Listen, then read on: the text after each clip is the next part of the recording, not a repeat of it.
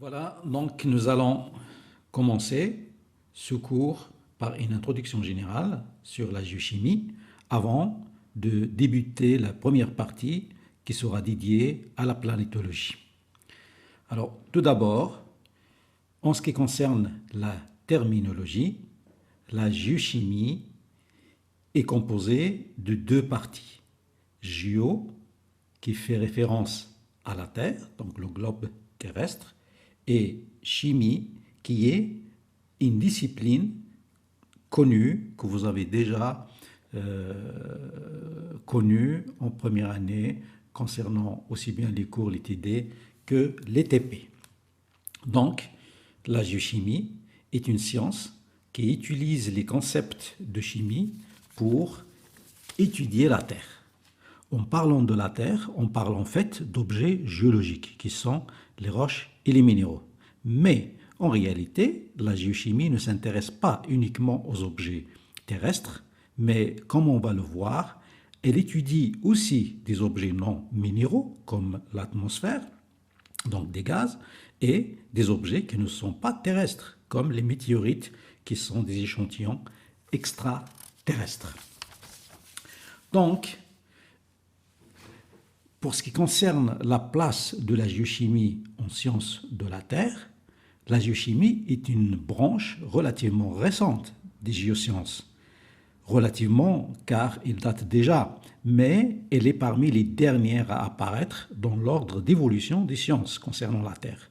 Alors, l'ordre normal va donc de l'observation, ici, puis l'interprétation, et on va essayer par la suite de dresser une liste par l'inventaire, une liste d'échantillons, de types, etc. Donc ça va être une liste d'objets géologiques. Après, on passera à la classification dans l'ordre d'évolution, c'est-à-dire on va essayer de voir des classes concernant des objets qui ont des affinités, puis après, à l'intérieur de chaque classe, comme pour le monde vivant, on va faire des classes, des familles, jusqu'à des espèces minérales, par exemple.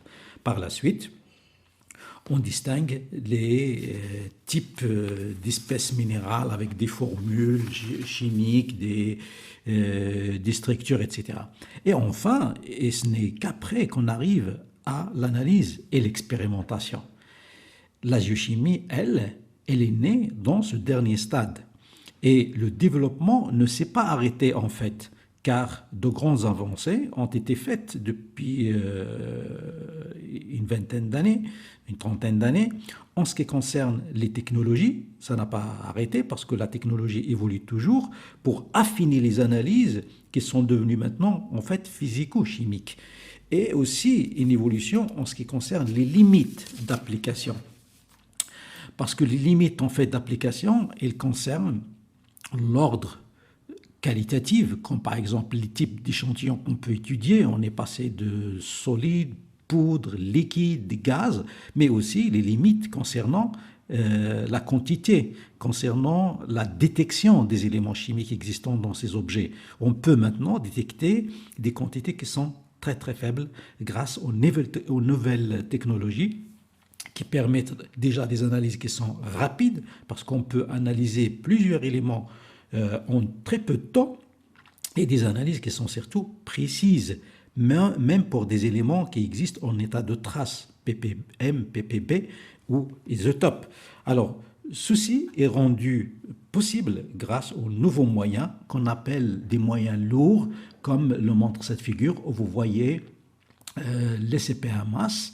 C'est basé sur l'ECP, mais la distinction entre les éléments chimiques, les atomes, est basée sur la masse. Et on a donc un compartiment machine où se fait l'analyse qui est connecté à une partie informatique où l'ordinateur va donner des ordres, recevoir les données, et les données qui peuvent être par la suite étudiées directement sur l'ordinateur ou imprimées pour être envoyées.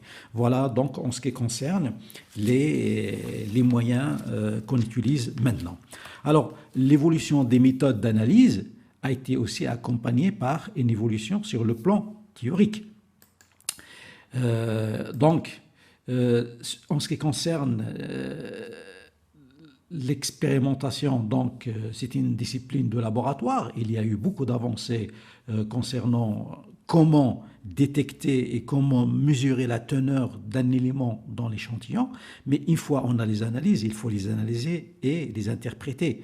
Et l'évolution des méthodes d'analyse, donc, il est accompagné par une évolution sur le plan théorique, c'est-à-dire que l'aspect théorique a connu aussi une grande évolution concernant l'analyse et l'interprétation des données, et donc l'explication des mécanismes et des processus concernant la genèse et la transformation des roches et des fluides au sein de la Terre, et même des échantillons qui sont extraterrestres.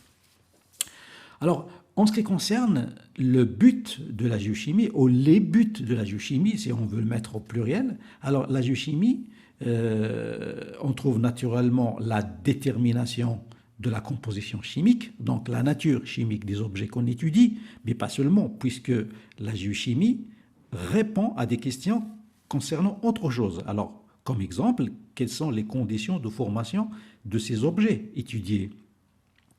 Ou bien, on s'intéresse aussi à l'étude des interactions entre les différentes parties de la Terre, entre continents et océans, entre atmosphère et océan, entre croûte et manteau.